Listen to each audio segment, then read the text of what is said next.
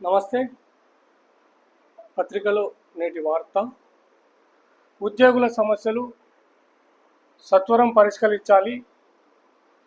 రాష్ట్ర ప్రభుత్వం ఉద్యోగుల సమస్యలను వెంటనే పరిష్కరించకపోతే జూన్ 9న ప్రత్యక్ష ఆందోళన కార్యక్రమాలు చేపడతామని తెలంగాణ ఉద్యోగ గెజిటెడ్ అధికారుల ఉపాధ్యాయ కార్మిక పింఛన్దారుల ఐకాస చైర్మన్ మారం జగదీశ్వర్ హెచ్చరించారు.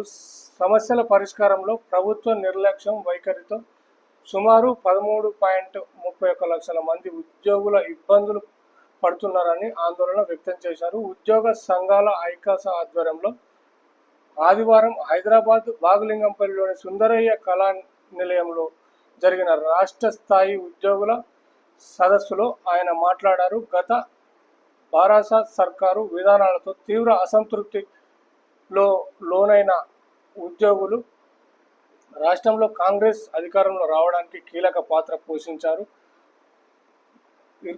2024 అక్టోబర్ 24న సీఎం రేవంత్ రెడ్డితో జరిగిన సమావేశంలో పెండింగ్ బిల్లులను విడుదల చేస్తామన్న హామీ ఇప్పటి వరకు కార్యరూపం దాల్చలేదని చెప్పారు. ప్రతి నెల రూపాయలు 650 కోట్ల బకాయిలు చెల్లిస్తామంటూ గత నెలలో ప్రకటించిన ఉప ముఖ్యమంత్రి బట్టి విక్రమార్క ఆ దిశగా ఎలాంటి చర్యలు తీసుకోలేదన్నారు. ఉద్యోగుల ఆరోగ్య రక్షణ పథకం ఈహెచ్ఎస్ పూర్తి స్థాయిలో అమలు, 5 డిఏ బకాయిల విడుదలతో పాటు వేతన సవరణ కమిటీ నివేదిక ప్రభుత్వానికి సమర్పించింది. 51% ఫిట్మెంట్ అమలు చేయాలని డిమాండ్ చేశారు. 315 జీవోపై సమీక్ష, పాత పింఛన్లను పథకం పునరుద్ధరణతో పాటు సాధారణ బదిలీలను మే, జూన్ నెలలోనే పూర్తి చేయాలని కోరారు. ఏళ్లుగా పెండింగ్లో ఉన్న 57 డిమాండ్లను సత్వరం పరిష్కరించకపోతే పరిపాలన స్తంభింపజేస్తామన్నారు. ఈ సందర్భంగా పలు తీర్మానాలు ప్రవేశపెట్టారు. ఐకాస సెక్రటరీ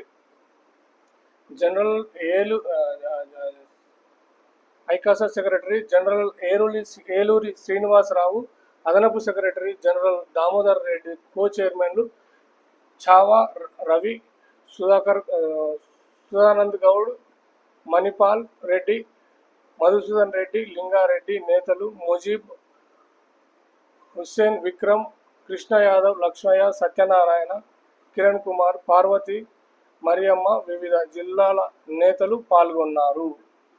అయితే మీరు చేస్తున్న డిమాండ్లు కరెక్టే, కానీ ఉద్యోగులు గవర్నమెంట్తో వారికి వచ్చే డిమాండ్లను మేము మాకు వచ్చే వేతనాలు కానీ, పింఛన్లు కానీ, లేకపోతే ఉద్యోగ సమస్యలన్నీ పరిష్కరించకపోతే మేము దీక్షకు సిద్ధమంటూ ఉద్యోగ సంఘాలు ప్రకటనలో పేర్కొన్నాయి. ఇంకొకటి ఏంటంటే, ఉద్యోగ సంఘాలు మీరు ఓకే అడుగుతున్నారు కరెక్టే, అవుట్సోర్సింగ్ ఉద్యోగులను ఎవరు పట్టించుకోరా?